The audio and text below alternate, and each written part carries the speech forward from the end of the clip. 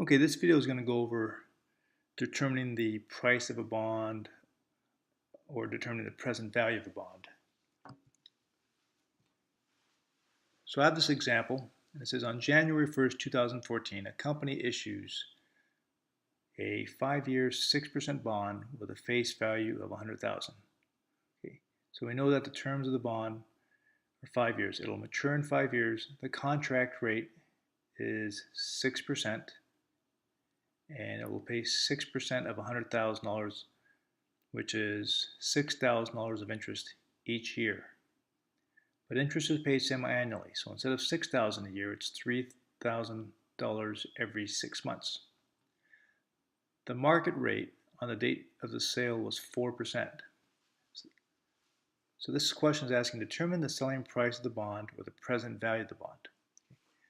So in order to do this, you need to know what the face amount is, and in this case, the interest payment, the semi-annual interest payment, to be more specific.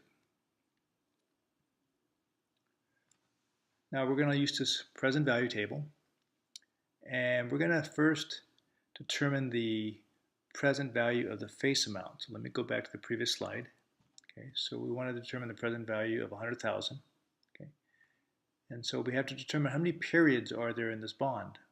I know it says 5 years, but the payments are semi-annual, so we have 10 periods, or 10 6-month periods. So we want to go over to 10, and we also want to look at the 4% rate. However, 4% is per year, and since we're dealing with a semi-annual bond, we need to take half of that, so 2% would be for 6 months. So on my present value of a dollar factor, we look at 2%, go down to 10 periods, and we get a present value factor of 0.8203. And you multiply the face amount by the present value factor, and that gives you 82,030. Next, we need to figure out the present value of the semi-annual interest payments. And we're just going to take one payment of $3,000. Now we're going to be able to use the ordinary annuity factor because the payments, as you recall, are the same. It's $3,000 a year for the next 10 periods, or 10 6-month periods. So we go back to a market rate of 4% per year, but semi-annually, it would be only 2%. We're taking half of the 4. And it's a 5-year bond, but there are going to be 10 payments. So we go 2% discount rate at 10 periods. We get 8.9826. We're going to multiply that by one of the semi-annual payments, and this will give us $26,947.80. Okay, so that would be the present value of all 10 interest payments. When you take the present value of the face amount, the 82,030, and the present value of the interest payments and add them together, okay, you will arrive at the present value of the bond, what it's worth today. Okay. Also, we call it the selling price of the bond. So in this particular case, even though the bond has a face amount of 100,000, okay, the present value of the bond is greater than 100,000. And the reason for that is because of the interest rates. Going back to the example, you notice that the contract rate of 6%, what the company is obligated to pay, is greater than the market rate. So other bonds in the market are only paying 4%, and the company is willing to pay 6% interest. Okay, so bondholders would be more attracted to this type of bond because it would generate more interest income. Since the company knows that, they're going to charge a higher price. They're going to charge a premium for them to buy this bond. So instead of paying $100,000, they will pay more than $100,000. More specifically, they will pay $8,977.80 more. And so that difference between $100,000 and this amount here is called a bond premium.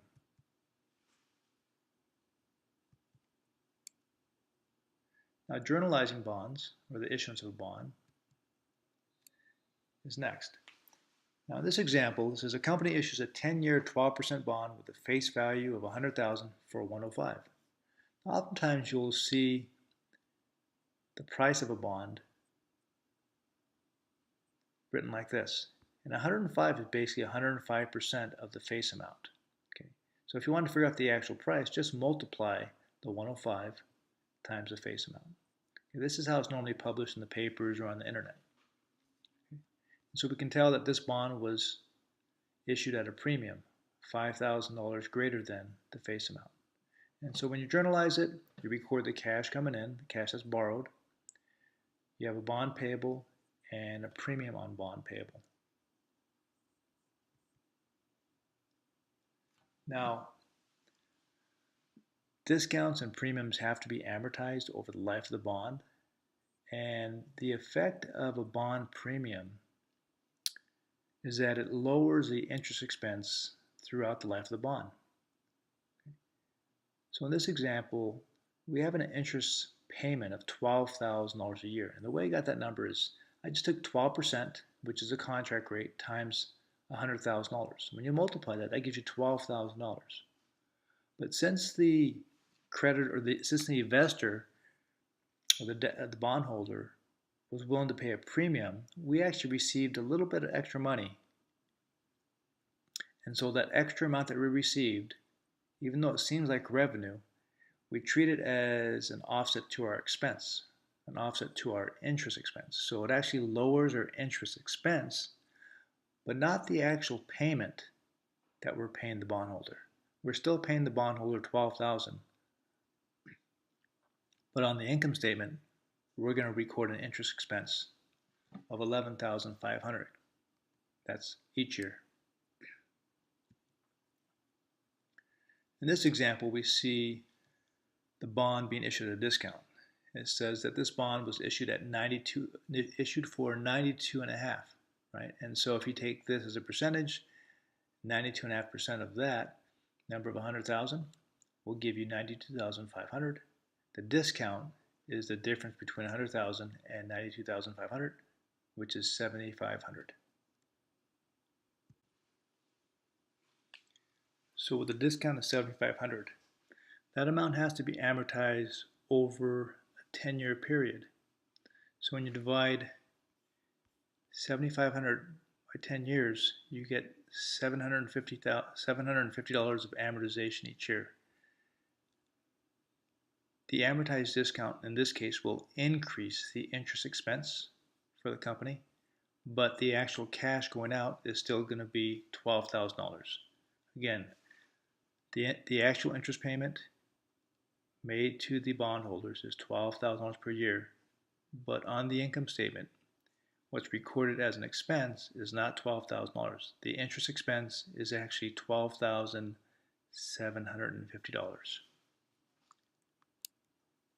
So when a bond is issued with a contract rate that is less than the market rate, when it's issued at a discount, the overall interest expense will be greater than the interest payment.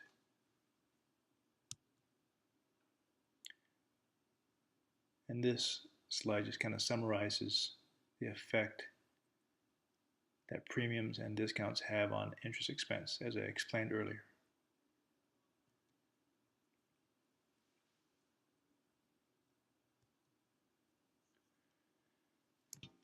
Now when bonds finally mature or they're redeemed, okay, this would be the standard journal entry. So a company redeems a bond, okay, for $99,000. The face amount is $100,000. Now the carrying value of the bond is $96,000, and the carrying value is the difference between the face amount minus any unamortized discount. So it looks like this bond hasn't fully matured. Now, if we had a unamortized premium, then the carrying amount would be higher than 100,000. But in this case, we have a carrying value of 96,000. So when we receive 99,000 in cash, right, and we have to credit the discount, right, and we debit the bond payable, the difference is a loss on the redemption of $3,000. This is a practice example of pricing bonds. I provided the information, the questions, the two present value tables. The present value of a lump sum is basically the present value of a dollar table. And here's a second table, the present value of an annuity. Try working this problem out and you can check your answers against the solutions.